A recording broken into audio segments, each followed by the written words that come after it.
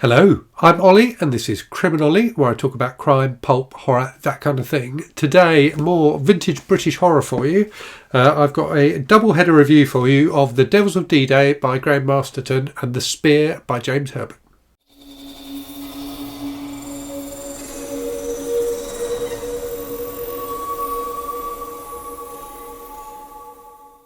So last week I talked about two British horror novels from 1977 that both featured killer animals, The Cat by Nick Sharman and The Rage by Jack Ramsey. This week I've got two British horror novels from 1978 that both deal with kind of the fallout, if you like, of the Second World War. So both really interesting books in their own way and both very much of their time. So, both came out in the 70s and both definitely feel like 70s books. But I think The Spear, if anything, feels more 70s than Devils of D-Day. So let me talk to you about both of them. Let me tell you what the plots are, what I thought of them, and then I'll kind of wrap up with a bit of comparison between the two. So let's start with probably the lesser known of the two. So James Herbert, was a huge name in British horror in the 70s and 80s. Masterton was pretty big too, but never as big as Herbert. Masterton is still writing today and still turning out good stuff today. His books are always entertaining and worth a look. This is one of his fairly early ones, and it's got a bizarre concept which sounds like it's going to be really trashy, but what he actually does with it is quite interesting. So it's set in Normandy in France in the present day of the book anyway, in the 70s. And there's this guy who's like a military historian called McCook, who's an American, who's travelling around visiting, I think like old battlegrounds and things like that. And he comes across this Allied tank that has remained there since the Second World War in this field in France. And it's got like an iron crucifix like welded onto the tank. And from inside it, he hears this voice of something that wants to be let out. And naturally, as it's the beginning of a horror novel, he lets it out. And what it transpires, as the plot develops, you learn that there were, at the point of D-Day, so when the Allies invaded France to try and end the Second World War, they got these 13 tanks and they managed to summon 13 demons, and each of the tanks had a demon inside it. And these 13 tanks helped the Allies to win D-Day and therefore win the war. So it's a bit of a hokey subject, but it's an interesting one because I talked in one of my videos a little while ago where I was talking about 70s books and how the Second World War, cast a shadow over the 70s. How there was a fascination in the 70s with this concept of the Nazis being involved in kind of occultism, and that's something you see played out in movies like Raiders of the Lost Ark, isn't it? So the fact that in this book, Masterton kind of turns that on its head and has the Allies being the ones that have used occult forces to win the war, I think is quite interesting.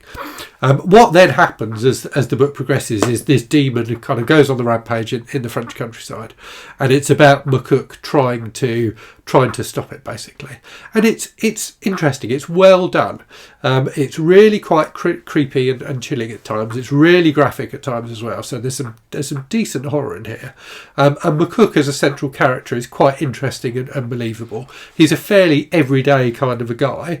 He's just a military historian. He's nothing special. He's no Superman. But you get his motivations for things, and it's quite enjoyable to watch him going up against this demon. The other thing that feels very 70s about it, or derivative of something else in the 70s, is the demon itself. So it definitely feels somewhat inspired by The Exorcist. And it uses like really shocking, like foul language and things like that at points in the book, much as Regan does in The Exorcist. So there's definitely similarities there. But yeah, overall, it's a fun pulpy read that's a bit more thoughtful than it might have been. So one of the parallels that Masterton draws, overall in the book, is between the fictional use by the Allies, in his book of demons to win the Second World War, and the real use by the Allies of the atomic bomb to win the Second World War, and that that kind of concept of using something evil for the greater good, I think is quite an interesting one. And it's interesting that such a trashy, what on the face of it seems like such a trashy novel, actually has something quite interesting to say. So let's move on to The Spear then. So came out the same year. This was Herbert's 4th or 5th book, I think. So he was really pretty big by this point. And this one feels more like a thriller than his previous books. So his previous books, and I've talked about The Rats and the Fog in particular on the channel before, are very horrific but very episodic as well, and the plot really just serves to move the characters and the action from one scene of horror to the next. This has more of a definite plot to it, and more of a kind of thriller style plot.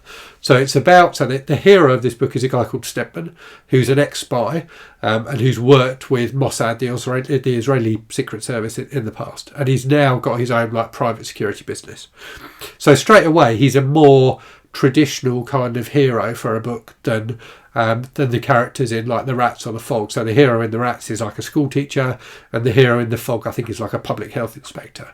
So Stedman is much more of a traditional kind of hero type.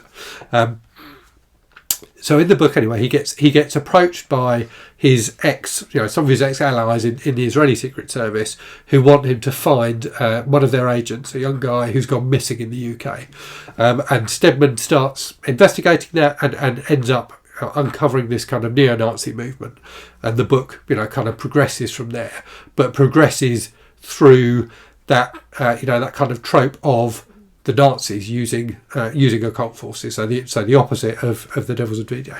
So in this one there are neo-Nazis and existing old school Nazis, if you like, conspiring with dark forces to try and do nasty stuff. And it's quite an effective read. It works as a thriller.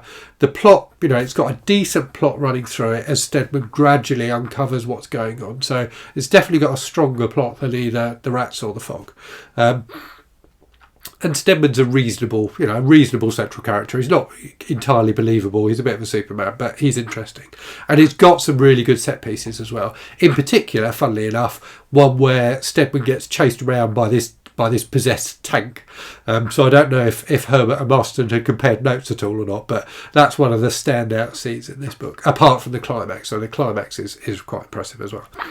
What's less good about this book? So I've said that The Devils of D-Day feels like quite a thoughtful book. Not like massively philosophical or anything like that, but Masterton tries to give a bit of a bigger message with it, whereas that's not really the case in The Spirit, and indeed it's politically a bit dubious in a number of ways. So one is all of the Arab characters in this book are just terrorists. They're just cartoonish terrorists with no redeeming features at all, no depth to them as characters. And the other thing is there's kind of a fascination with the Nazis in this book. So I think that is something that was quite common in both the UK and the US in the 70s. And I think part of that is people just trying to understand how such a terrible thing as the rise of the Nazis could have happened. But it definitely feels like, whilst Herbert is in no way condoning anything that the Nazis did, he's kind of curious about them. And that does come out. And there's also, finally, one character who's very strange, who you definitely wouldn't see in a modern novel, I don't think, who is referred to simply as the hermaphrodite. So yes, that's definitely not a word you hear very often anymore. So yeah, that definitely feels quite dated as well. So between the two, it's tough. They both got stuff to recommend them. They're both definitely entertaining reads. They've both got a decent 70s vibe to them. But for me, I think The Devils of D-Day is slightly more fun and slightly less problematic. So that will probably be my personal pick. So I hope you found that interesting. Let me know if you've read either of these books and what you thought of them. Let me know your favourite 70s British horror authors. And as always, thanks very much for watching. Hope you're safe and well out there. Hope you're reading good stuff. And I'll speak to you again very soon. Cheerio.